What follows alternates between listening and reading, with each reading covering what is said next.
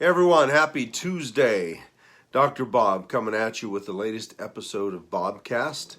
I want to thank everybody for being on who's on, and those of you that can't watch live, that watch recordings later on. I do want to jump right into tonight's topic.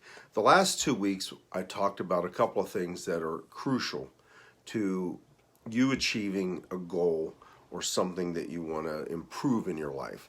The first week talked about goals, right? What is it that you want in life? What do you want? What do you really, really want? Okay, so if you have no idea what you want, then you are not going to achieve it, clearly. The second thing we talked about last week was having a very, very strong why, right? Why do you want that goal? The thing that you say that you want, why is it that you want it? And how important it is that that be an extremely strong why, so that it's a going home goal. It's something that you're not going to turn away from. You're not going to just say, well, you know what, it really wasn't that important. I'll do it another day. Hi, Bill.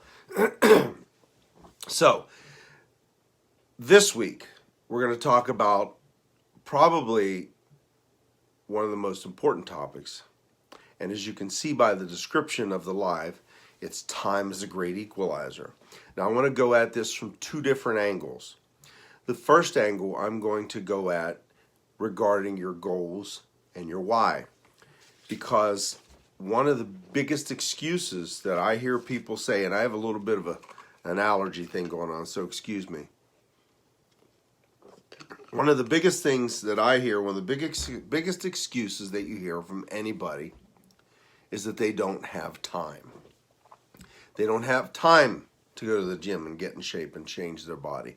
They don't have time to go back to school and get that education. They don't have time to work on their relationship. They don't have time to start that business.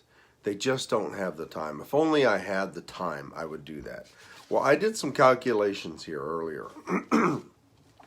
And do me a favor too, and let me know if this is looking okay, because I got some new technology here, working with some lighting and things like that.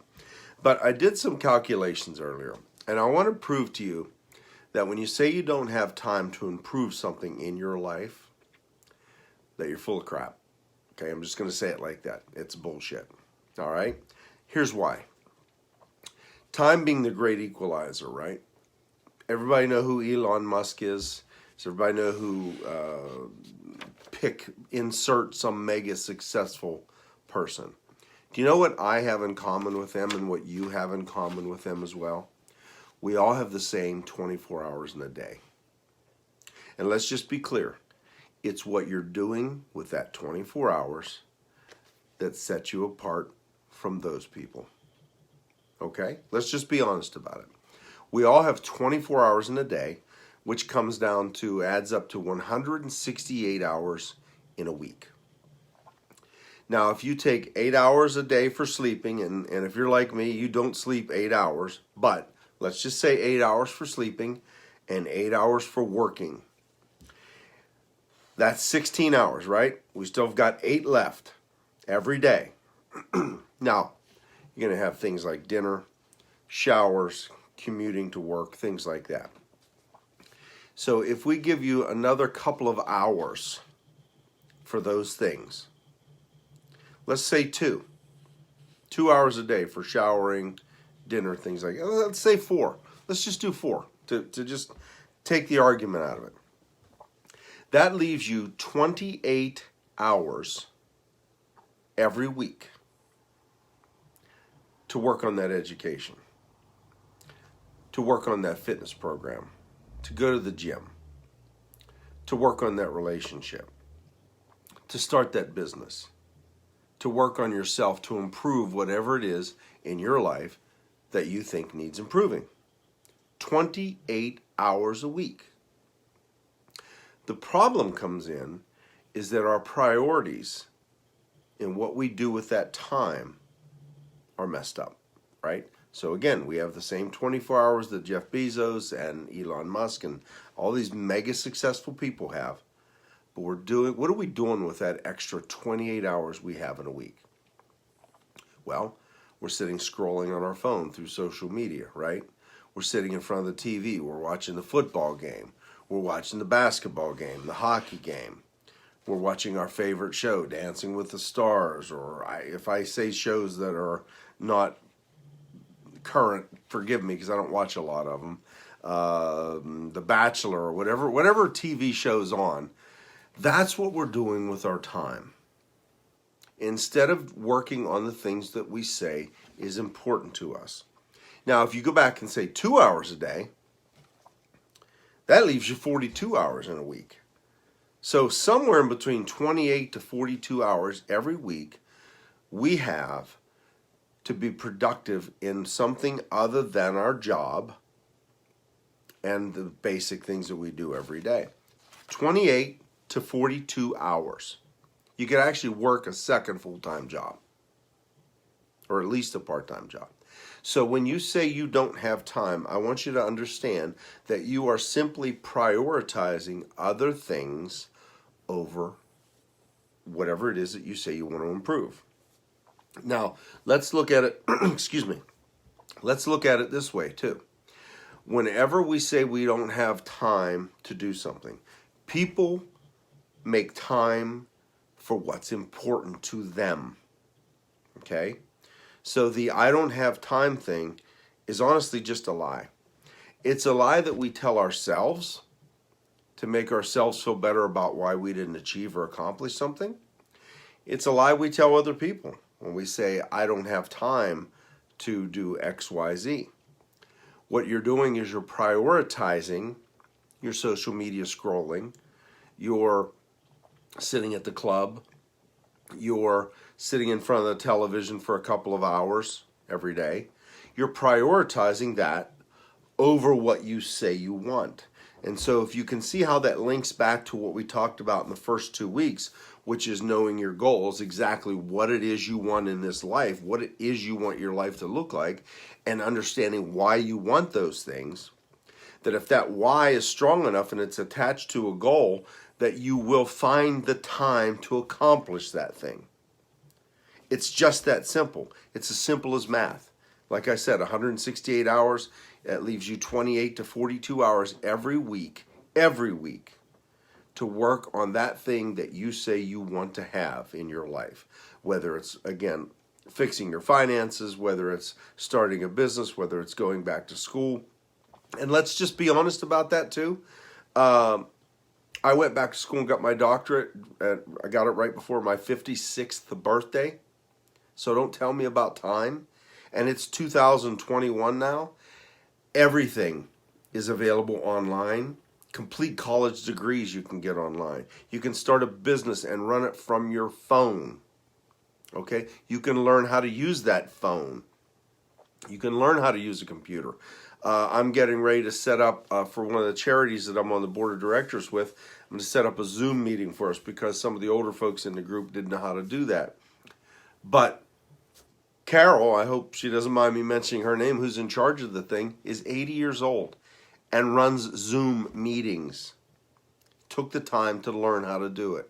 So please don't tell me that you don't have the time to achieve or accomplish or experience the things that you say that you want in your life. If you go back to the first 2 weeks, you understand what you want and you understand why you want it, and it'll become a priority in your life, and you will find the time. Time is elastic.